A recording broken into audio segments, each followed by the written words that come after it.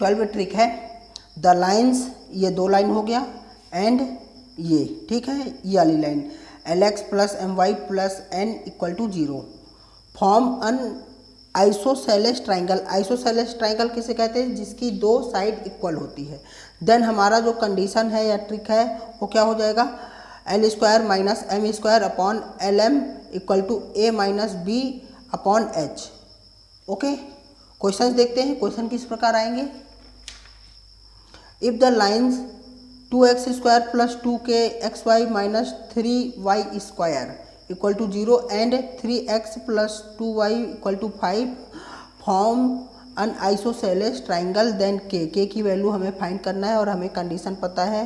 Condition क्या है? L² minus M² upon LM equal to A minus B upon H। Okay, L², L कितना है? 3 है, 3 3 जा 9, M कितना है? 2 है, तो 2 जा 4, LM 3 इंटू 2 6। ओके, A कितना है?